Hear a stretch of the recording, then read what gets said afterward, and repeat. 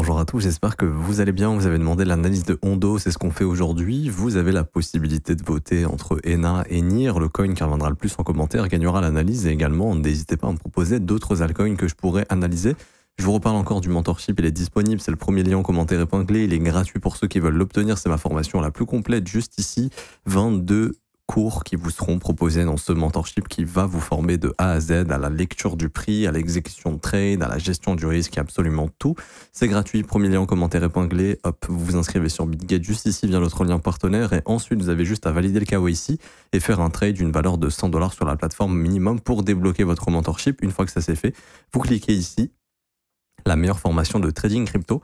Vous cliquez sur obtenir gratuitement, vous mettez votre email, votre identifiant BitGet, vous cliquez sur recevoir gratuitement. Par mail, instantanément, vous recevez la formation gratuite Assure ton bull market comme un pro et ensuite, quelques heures plus tard, jusqu'à 24 heures après, vous recevrez le mentorship dans votre boîte mail.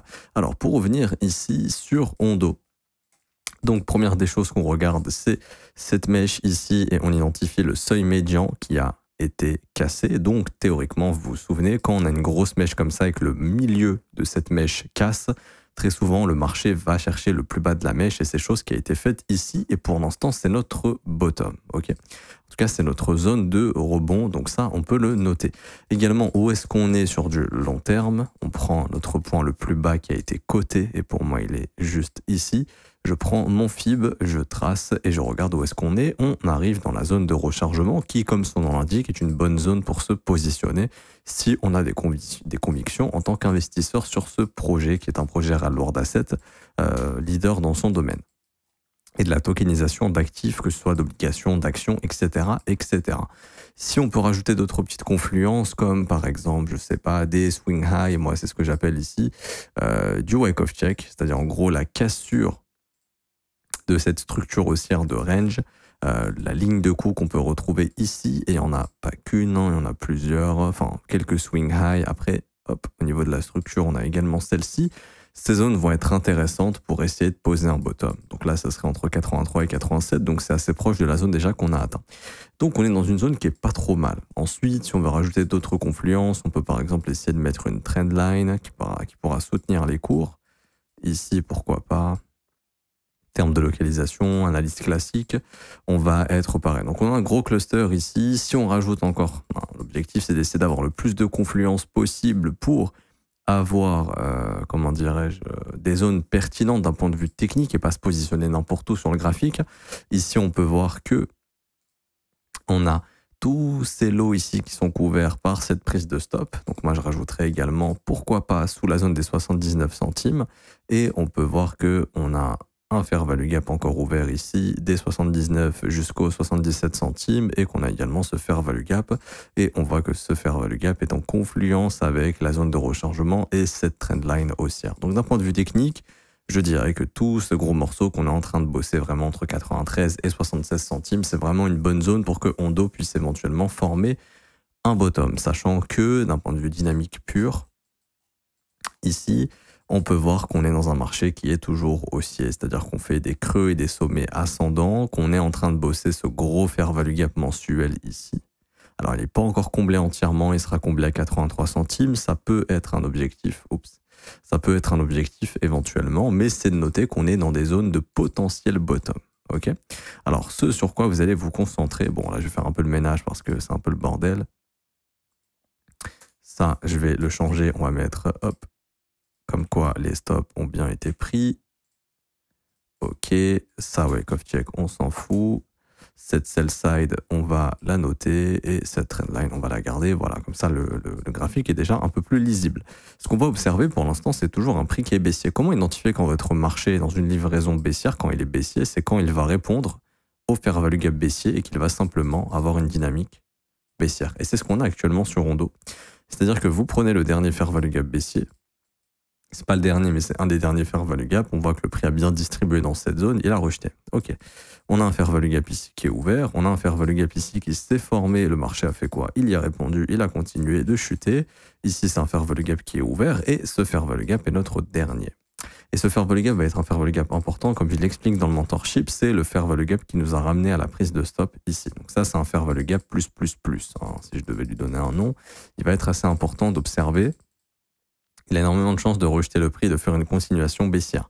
Si on répond à ce faire le gap baissier, malheureusement, il faudra s'attendre à une continuation baissière. Donc par exemple, si vous voyez 2 bougies rouges d'affilée, ça pourrait valider votre rejet et vous indiquer une reprise baissière. À ce moment-là, le prochain point d'intérêt sera les 79 centimes, puisque je pense qu'en weekly, voilà, c'est bien ce qui me semblait, on a ce gros fair value gap hebdomadaire qui serait notre zone de travail. Quand je vois le prix, pour être honnête, en weekly, je ne vois rien avant cette zone, sachant que c'est vectoriel, ça risque d'être retravaillé. Donc je vous dirais, pour moi, il y a une grosse probabilité de revenir taper cette trendline haussière au cours des prochaines semaines, donc autour des 77 centimes. Donc on note ici FVG weekly. Et moi, je mets entre parenthèses V pour vectoriel. Donc voilà, j'estime que ça a une haute probabilité de retravailler cette zone. C'est pour ça que je ne spéculerai pas sur un bottom ici, mais éventuellement plus bas. Encore une fois, j'en sais rien de où sera le bottom. Okay, mon objectif, c'est de me dire que si on bosse que cette zone, ça sera probablement pas très loin. Là. Je vous dirais vraiment autour des 76, ça me paraît pas mal. Maintenant, il y a un monde dans lequel, et encore une fois, il ne faut pas l'oublier, Bitcoin corrige plus sévèrement, le marché corrige plus sévèrement. À ce moment-là, il y a un monde dans lequel on ira chercher sous ces lots. Mais là, encore une fois, on est très loin d'y aller pour le moment. On va pas se concentrer là-dessus. Vous, en tant qu'investisseur, c'est d'avoir 2 stratégies. La première, moi, c'est pas celle que j'affectionne, mais je vais la dire, c'est l'une des plus connues, c'est la stratégie de DCA. Simplement, plus ça baisse, plus j'achète. Je suis pas fan. Je recommande ça sur BTC, ETH, Solana, peut-être. Mais en dehors de ça, je recommande pas parce que tu sais pas si le projet va fail ou pas. Le projet peut fail éventuellement, on peut être remplacé demain par un truc meilleur.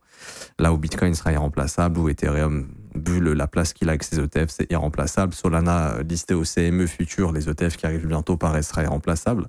Ça m'étonnerait que ce soit des assets qui disparaissent. Ondo, j'en sais rien, ok. Je dis pas que ça va disparaître, hein, mais je dirais ça pour toutes les autres cryptos du marché.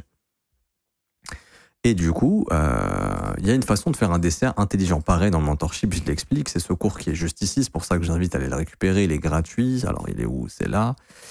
Concept stratégie d'accumulation via SSL et faire le gap baissier, c'est une stratégie exceptionnelle. Et je recommande encore une fois de le faire que sur des BTC, ETH, Solana, mais si vous voulez l'appliquer sur Ondo, ce serait possible. Ok. Maintenant, ce qu'il faut bien comprendre, c'est que pour le moment, la dynamique reste toujours baissière. Et donc, si tu fais du DCA, l'inconvénient du DCA, c'est que ton argent travaille pas et perd de sa valeur, de sa value. Et c'est ça le gros problème du DCA. C'est pour ça qu'il y a beaucoup de gens qui préfèrent faire du DCA sur des actifs qui montent, ce qui est tout à fait logique. Quand l'actif il monte et qu'il retrace, les mecs vont DCA. Hop, hop, hop, hop. Quand ça remonte comme ça, ils peuvent aussi DCA un petit peu. Quand ça baisse, ils vont DCA. Mais bref, en gros, vu que le prix est haussier, parce qu'en fait, c'est la différence. Quand vous faites du DCA sur un prix baissier, regardez, votre prix, il fait ça. Ok. Donc la dynamique, elle est baissière. Vous faites du DCA, votre prix moyen, il sera toujours au-dessus du cours. Ok. Donc, votre argent, l'investissement initial, par exemple 100 €, il fait que de baisser. 90, puis 80, puis 70, puis 60, machin. Et puis à la fin, tu te retrouves à avoir investi 3000 € et tu avais mis 3000 €, mais il te reste 1700 par exemple, une fois que le marché a bottom. Après, si ça repart à la hausse, oui, tu es récompensé. Là où faire un DCA sur un actif haussier, c'est-à-dire que sur les retracements, j'achète un petit peu par exemple, mais je suis conscient que mon marché est toujours haussier. Ici, mon prix moyen d'achat, il sera toujours sous le prix. Donc, c'est-à-dire que mon argent, tout l'argent que je mets, prend en valeur. C'est pour ça que le DCA, c'est plutôt recommandé sur des actifs haussiers. Maintenant, c'est possible de faire du DCA si on a de grosses convictions, placer des grosses cartouches, comme on dit, lorsqu'on estime que le prix est vraiment sur des zones super intéressantes. Et si c'est un pari réussi, ça sera un investissement réussi. Il y a juste le risque que la tendance reste baissière pendant longtemps, mais ça, c'est un autre problème. Et du coup, la deuxième stratégie, moi, c'est celle que je recommande plus, c'est d'attendre la confirmation d'un changement de la tendance, tout simplement. Et ça se fait facilement avec, par exemple, des indicateurs de trendline, comme ça. Donc là, on prend notre trendline, voilà, on trace une trendline baissière, voilà, votre prix sera toujours baissier, donc on sera sous cette trendline, simple. Et donc, tant que vous voyez une dynamique baissière, vous laissez le prix descendre. Le jour où votre prix il fait ça, et vous ne choperez pas le bottom, hein, mais le jour où, par exemple, votre prix, il fait un truc comme ça, là, votre marché redevient haussier, comme ici. Regardez, hop, on trace une trendline baissière. Ça prend du temps. Hein. Ça prend du temps, mais au moins ça évite d'acheter un truc qui perd en valeur et ça vous permet de bloquer votre cash ailleurs et d'aller chercher du rendement par exemple. Mais ici, vous voyez, on consolide. Ok, j'ai la cassure. J'ai juste à attendre une structure de l'autre côté. Ça peut être un W bottom, ça peut être un market structure shift, ça peut être un breaker. Donc là, moi, de ce que je vois ici, c'est qu'il y a eu un magnifique breaker qui s'est formé. Hop, vous avez votre signal. Et en fait, dès que vous rentrez, vous gagnez de l'argent. Et vous pouvez spéculer sur cette phase haussière. Par contre, si vous achetez, vous commencez à faire du DCA ici, et puis ici, et puis ici, et puis ici, ok, vous allez avoir un prix d'achat qui va être intéressant, peut-être par là, hein. Mais pendant toute cette période, vous ne faites pas d'argent. Et il y a des opportunités ailleurs. Il y a d'autres cryptos. Il y a des produits à rendement.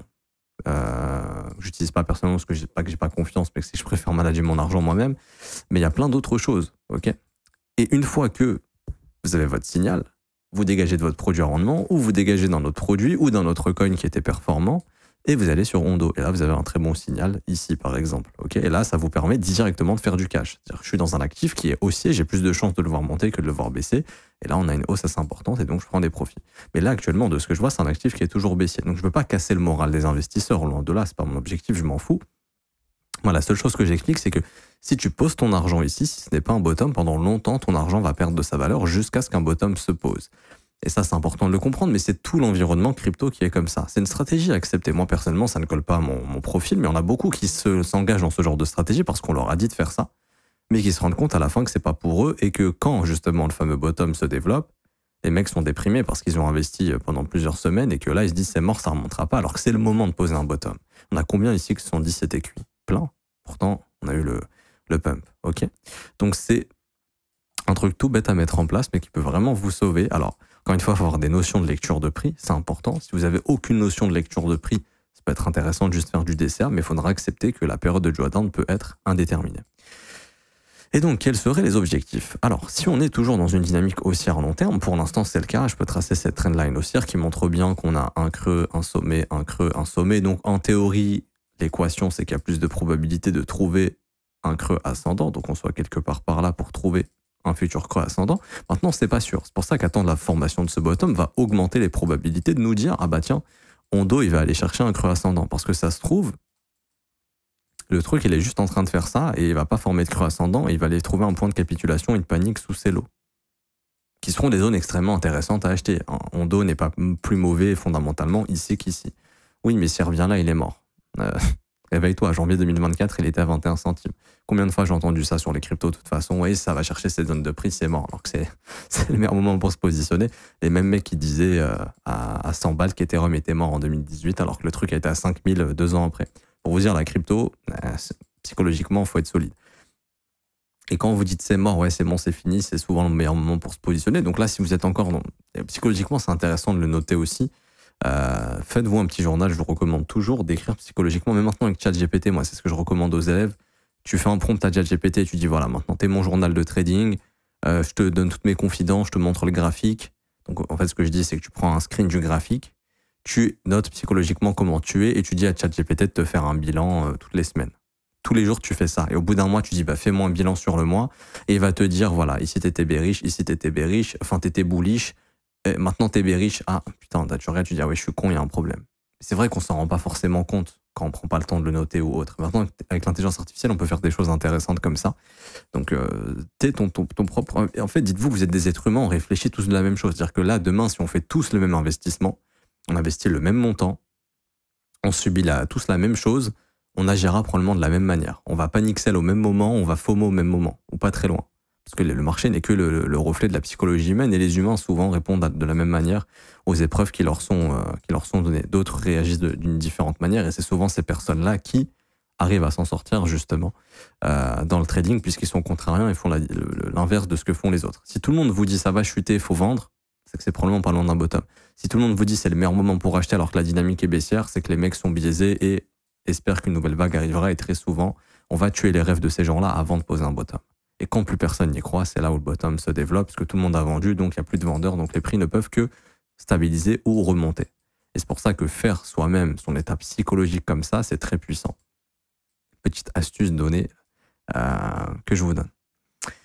Et du coup, si jamais, pour revenir voilà, sur l'aspect technique, si jamais une future vague haussière est prévue, à chaque fois, vous prenez votre sommet et votre dernier creux, et ça vous donne votre objectif de revente qui est souvent la zone 161,8-200. Et là, c'est ce qu'on est venu chercher.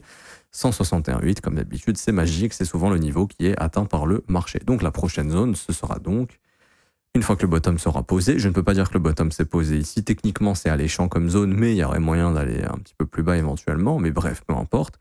Quand le bottom se sera posé, tant que la dynamique est intacte, c'est-à-dire qu'il ne faut pas s'installer sous ce creux, il faut faire un creux ascendant, alors qu'il soit là, qu'il soit là, qu'il soit là, on s'en fout, mais il faut le faire. Et par exemple, ça pourrait prendre du temps avant de confirmer un bottom, parce que souvent, ça doit s'installer de l'autre côté de la trendline. Donc là, on voit déjà qu'à peu près jusqu'à avril, sur Ondo, on ne serait pas dans du to the moon, ça serait peut-être après, après l'été, peut-être, pourquoi pas, ou au cours du fin printemps, début été. Donc ça va mettre un peu de temps, mais une fois que le bottom aura été trouvé, vous allez, donc vous continuez d'acheter, voilà, de faire votre vie, soit vous faites du DCA, soit vous suivez la stratégie que je vous ai donnée, structure de l'autre côté de la trendline, breaker, etc., etc. Et vous allez tout simplement ensuite rentrer et vos objectifs de revente. Alors, vous allez avoir les objectifs intermédiaires. Moi, je recommande la zone 0,5-0,75, que je vais appeler la zone premium. Donc là, par exemple, si le bottom est ici, ça sera de prendre des bénéfices. Et je vous dirais même au-dessus de ce high, parce que là, il y a un equal high, donc ça, on va y revenir. Donc ça serait une zone de profil à 1,65. Pareil, zone de profit au-dessus de la TH à 2,16. Et puis après, ça sera d'essayer d'aller chercher les zones d'extension 161,8. 200. On peut éventuellement tracer aussi ce genre de trendline que le prix est en train de suivre. Ça sera votre futur objectif. OK? Pourquoi pas? Donc là, on voit que ça serait par exemple au cours de cet été, si on est redevenu bullish, on pourrait pourquoi pas aller chercher cette trendline haussière avec les 161,8. Ça donnerait une confluence ici autour de août 2025. Fin d'année 2025, pourquoi pas se retrouver dans les zones d'extension éventuellement. J'en sais rien encore une fois. Ici, c'est de l'analyse technique et d'ici là, il faut que le bottom se forme, chose que je ne vois pas encore ici. Ce que je vois pour le moment, c'est un simple rebond dans un fair value gap. C'est ce qu'on appelle du rebalancing. Le marché revient fermer des ordres ici pour éventuellement continuer de baisser s'il n'a pas trouvé son bottom sur cette dernière prise de stop. Et il faudrait que Bitcoin ait trouvé son bottom également. Et si ce n'est pas le cas, le prochain point d'intérêt majeur sera, parce qu'ici, vous voyez, il y avait un petit fair value gap, hop, prise de stop, fair value gap, rebond. Ça sera cette zone sous les 79 centimes. Ok. Est-ce qu'il est possible que Ondo ait trouvé son top définitif ici? Oui, c'est possible. J'en sais rien. Mais personnellement, je ne pense pas. Alors, Ondo, j'en sais rien, mais je pense que le marché est dans une cyclicité similaire à 2019-2020 et que le gros du cycle est à venir plus tard quand la politique monétaire ira mieux, donc peut-être fin 2025 ou peut-être en 2026. Je sais que c'est chiant, mais c'est comme ça. Voilà, donc j'ai pas plus de choses à dire sur Ondo, je vais m'arrêter ici pour aujourd'hui, j'espère que ça vous aura plu. Si c'est le cas, n'hésitez pas à laisser un petit pouce bleu, vous abonner si ce n'est pas déjà fait. Également en commentaire épinglé, comme d'hab, le copy trading, formation gratuite, mentorship, il y a tout ce contenu gratuit que vous pouvez récupérer. Il vous suffit simplement de vous inscrire sur Bitget de notre lien partenaire. Pour le copy trading, ensuite, il faut cliquer sur rejoindre copy trading, vous mettez votre prénom, email identifiant Bitget, vous cliquez sur rejoindre et ensuite vous regardez les 4 vidéos de ce lien, configurer le copy trading. Ce sont 4 tutoriels qui vous expliquent tout de A à Z. Et vous pourrez configurer la plateforme, etc., etc. Et pour ceux qui veulent rejoindre l'école et se former à mes côtés, avoir accès à la formation de l'école, qui est la formation la plus complète, 19 heures de cours vidéo, 8 modules qui vous forment de A à Z. Vous avez aussi accès au brief privé. Donc, c'est des analyses que je ne partage pas sur YouTube. C'est entre élèves. On analyse le marché ensemble. On trouve des opportunités. Je réponds à leurs questions. Je leur explique mes expositions, là où je souhaite me positionner, les zones qui m'intéressent, mon plan, etc. C'est 49 € par mois. C'est le seul abonnement qui est payant. C'est sans engagement. Vous avez aussi les offres 3, 6 et 12 mois. Et vous avez les témoignages des membres légèrement plus bas si vous souhaitez les lire. C'est qu'un simple échantillon. Il y a plus d'une centaine d'avis sur le Discord directement en cliquant sur ce lien. Je m'arrête ici. Bonne journée. On se retrouve très bientôt. Ciao, ciao.